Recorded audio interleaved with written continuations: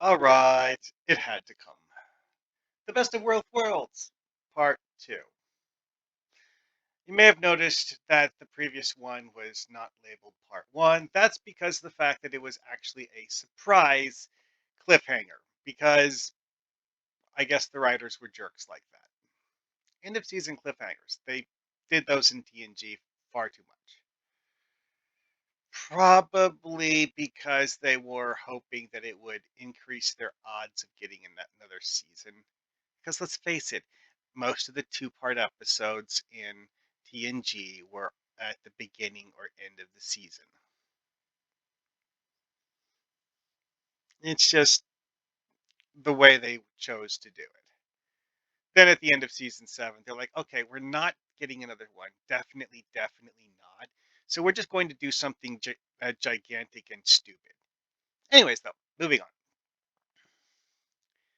This is an episode that actually has quite a lot of things happen.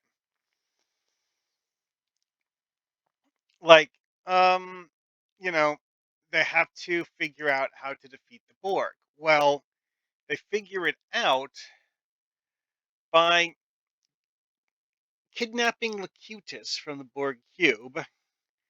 Then Data uses his positronic brain to hack into the Borg cybernetics enough to prevent the Borg from being able to completely suppress Picard's uh, ability to act on his own. Because again, it's like, as was referred to them the first time we saw the Borg, TNG Borg are basically cyber zombies. They don't have their own will. They're not doing things because they want to. They're just doing what the collective tells them to do. And, you know, that is affecting Picard at this moment. So, one of the first orders of business, though, is to establish the new chain of command without Picard. So Riker is acting as captain. Shelby, who came to the Enterprise expecting to be its um, second officer, actually gets to be the second officer because Riker's like, I could have someone other than Shelby do this, but that would be complicated and time consuming. And then I would have to stick Shelby somewhere else, and that would be hard.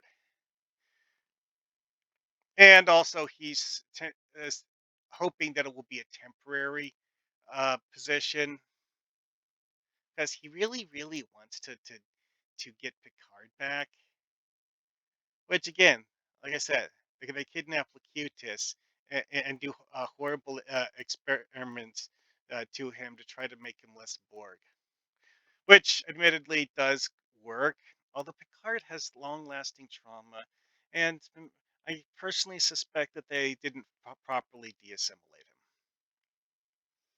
Oh, and if you go with the Picard thing, this is actually when the Federation got infected with that stupid computer virus nonsense that rewrites everyone's DNA to make them susceptible to becoming Borg. That was a stupid retcon. Anyways, though, you are free to ignore that if you wish, because quite frankly, it's like, why? Well. Oh, also, Admiral Hansen, because he hasn't gotten killed yet, is the guy who tells Riker that he is officially going to be captain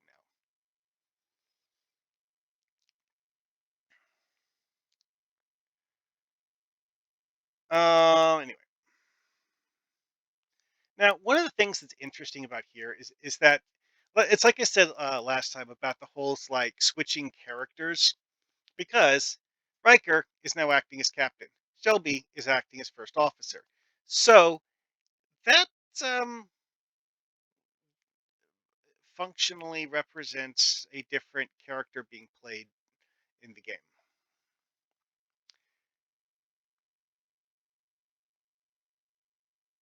Now, this is another thing that's interesting is that Locutus referring to Riker as number one was actually a hint that Picard was still trying to fight the Borg.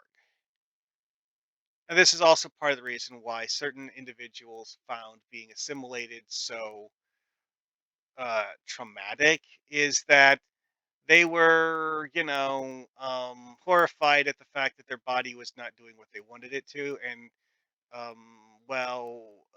spent a lot of time while assimilated attempting to not be assimilated by effort of will, which doesn't work. I mean, he was able to do a few very subtle things, like influencing Locutus's word choice and stuff like that. It's not much. Anyway, though, so moving on. The Federation at this point has not yet managed to defeat a single Borg cube. And the weapon that they had been previously attempting to do, well, that's not going to work because of the fact that Picard knew what it was, and thus the Borg preemptively adapted to it, which is something they almost never do, which tells you that it was something they actually saw as a threat. Other things that are interesting. Some of the aspects of the way de-assimilation are posed here are very different from later ones because Picard's horror at having been assimilated is much greater than that of certain other characters. Why exactly that is hard to be certain, but it's entirely possible that has to do to the fact that, as Locutus, he was attempting to blow up the Enterprise, and watched as the Borg won the Battle of Wolf 359. Oh right, we haven't gotten to that part yet. Okay, now we got to that part. I mean, this is another interesting that's interesting though. Why did the Borg so viciously fight them? There's no um, evidence that the Borg attempted to assimilate any of these vessels. Now, in Voyager, we find out that some of the Federation personnel at this scene somehow ended up in the Delta Quadrant because they did, in fact, get assimilated and then stuck into some sort of Borg, whatever, and sent back to the collective. Now, that does not mean that any of their ships got assimilated. The Borg just blew their ships to bits. That is something I found to be rather strange when you look at the way the Borg behave in other situations. However, at this point in the episode or series, the Borg have never made a serious attempt to assimilate the Enterprise D either.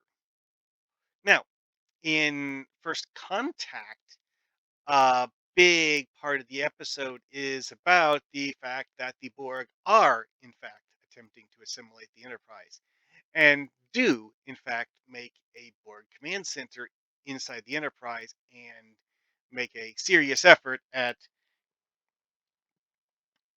doing a full conversion of the ship. They managed to prevent that by killing the Borg Queen and doing some stuff, but it was something that they had as a legit threat. Now, that didn't happen to any of these ships. Why not? Seems kind of an odd choice for the Borg, you know? But again, early TNG Borg were in many ways far more bloodthirsty than later Borg, but also far more inept. It's kind of a very strange thing because The original idea that got turned into the Borg was actually for a race of bug people. For the race of bug people, the whole like kill everything that moves approach actually would have made perfect sense. Which, again, that's what happened at the Battle of Wolf 359.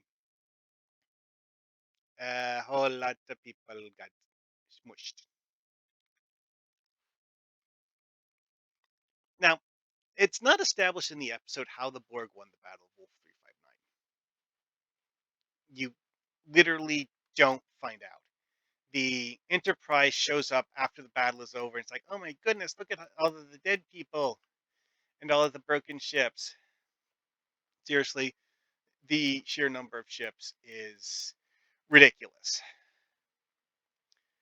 But at this point, they haven't figured out how to take out the Borg yet, so they don't try to press the attack. Instead, they go for the whole like kidnap Picard thing. And Riker hails the Borg to taunt them and distract them. While Shelby actually acts like a first officer should and does stuff while he keeps the enemy distracted.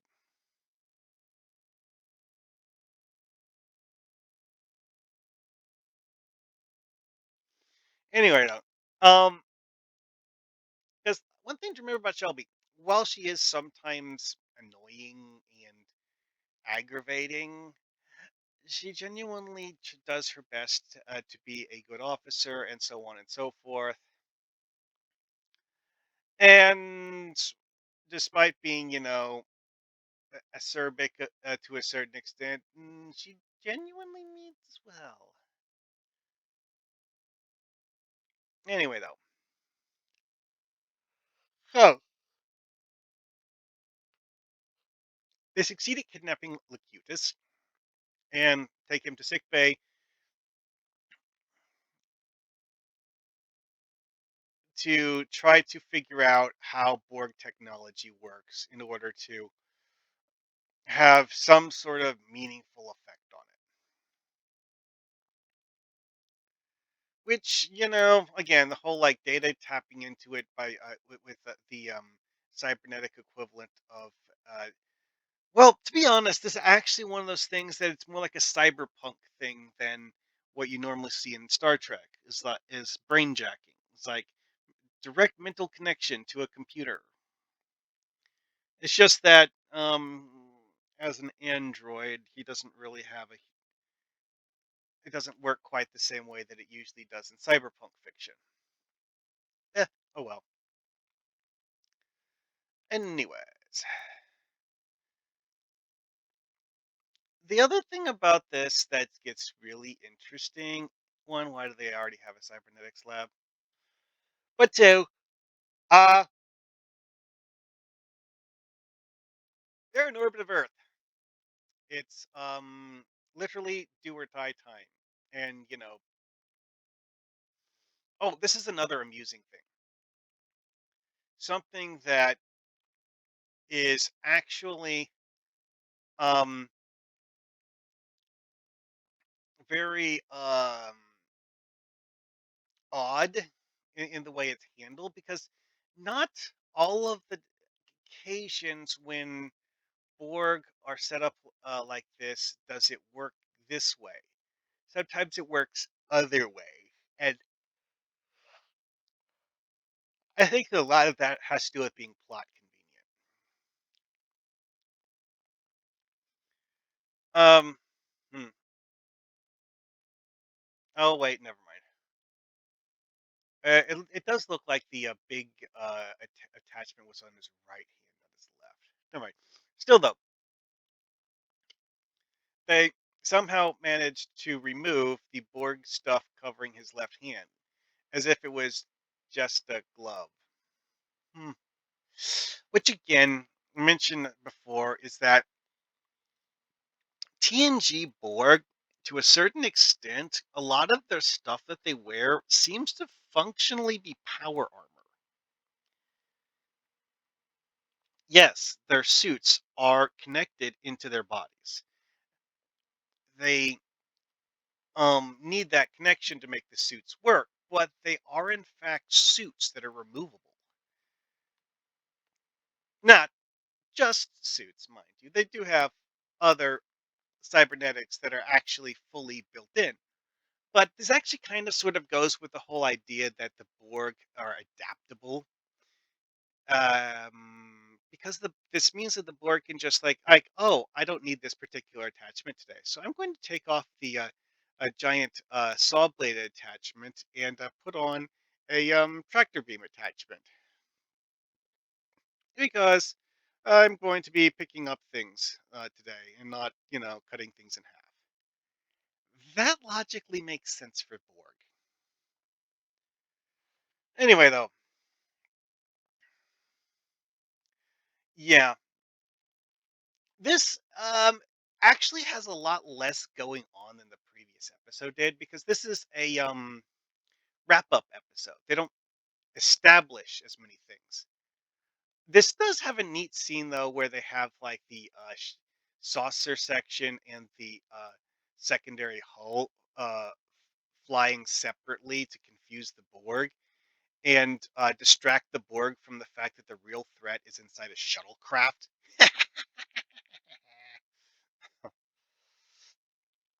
Well, that was actually the what they had to do in order to get on board the Borg ship in order to steal Locutus.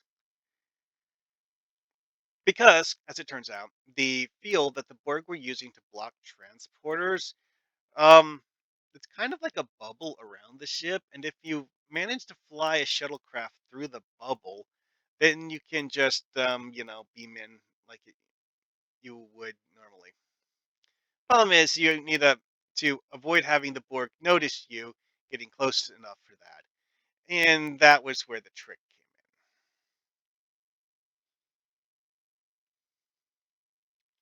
in. Now, another thing that's interesting is that the Borg don't actually seem to care all that much.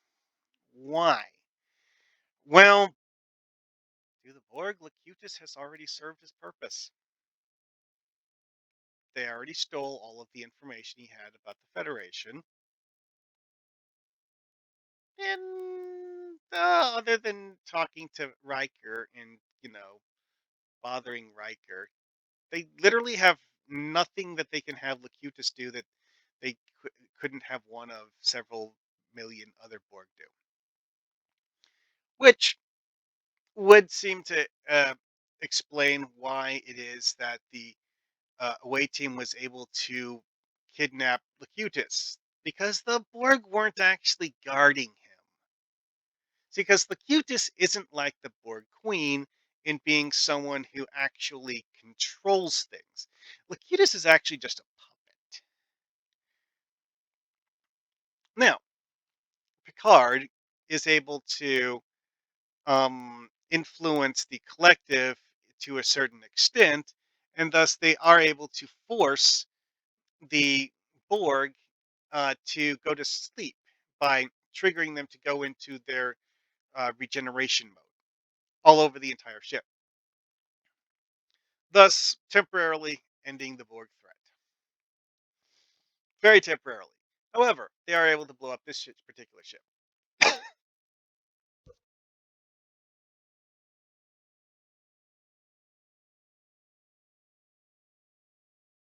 Sorry. Anyway, that's an interesting thing. Achilles' heel that the Borg are shown to have here is the interdependency thing. Similar weaknesses have been used in later episodes, but never that way, which makes one have to question whether that particular method could be used again. Hmm.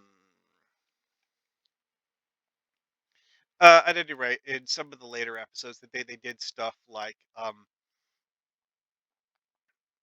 well, you mentioned that the energy patterns that connect all of the Borg together by transmitting data back and forth between the Borg and the collective and stuff. Well, In Voyager, what they figured out is that you can actually just jam that. Now all of the Borg on an entire cube just stop acting like Borg. That's interesting until they start killing each other. I wish I was joking about that. Yeah, see, it's one of those things where oops,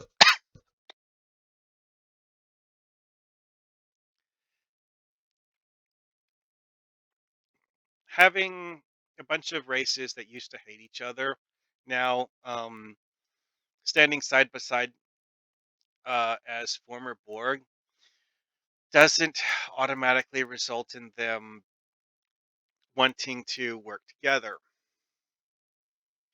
Yeah. Although, I have to say, Shelby does have a very good point about how if they were to able to somehow jack the entire Borg cube, they could have gotten an absurd amount of information about the Borg. Instead, they blow it up because they don't know how to jack it.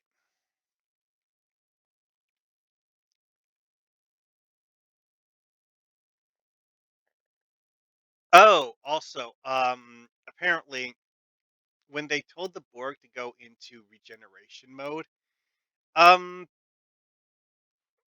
that actually caused the ship to self-destruct. How? We don't know. Anyways, they do manage to get several examples of Borg technology, though, and they probably were able to salvage at least a little bit of debris from the ship because, like, all of the cybernetics that they pulled out of Picard, and also they have several dead Borg on board the Enterprise. So they're at least able to look at those Borg pieces of technology, which gives Shelby quite a lot of things to do. Also, there's the fact that an entire fleet got blown up and someone needs to work on replacing it.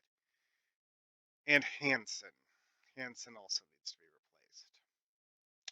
Because Hansen led the Federation efforts at the Battle of Wolf 359.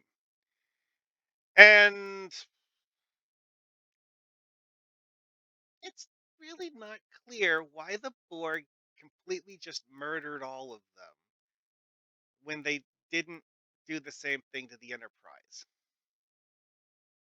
Really don't get that.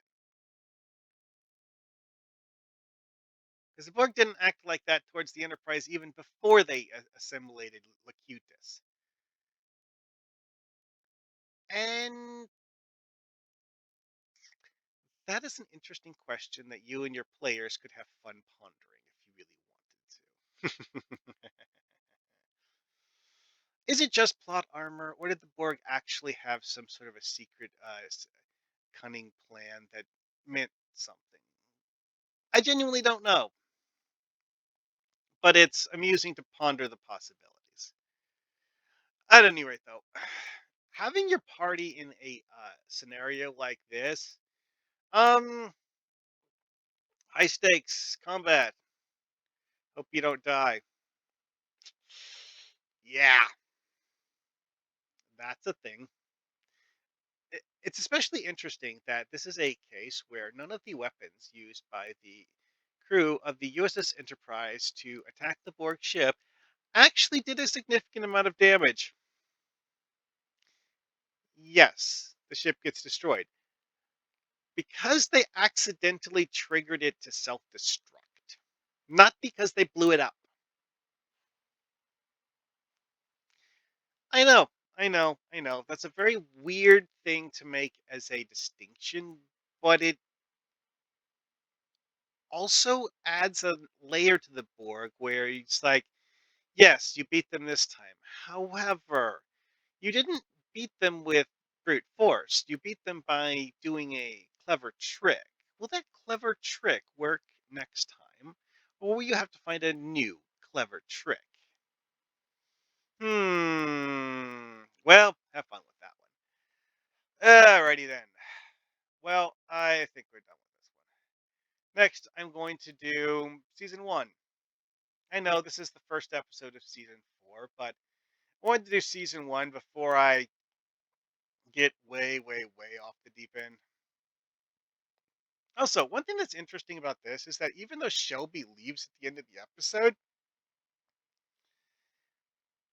adding her temporarily was actually a very interesting shift to the status quo and added something to the story that wouldn't have been there otherwise. I also have to wonder just how many people in the Federation's anti Borg task force are dead now. Because presumably quite a lot of the anti Borg task force personnel were on the Federation side in the Battle of Wolf 359. Did any of them live? We don't know. There is Commander Shelby at least, though. So one of the anti Borg task force lived at least. Ugh, that's a sobering thought, though. And with that, I am going to bid you adieu. Next time,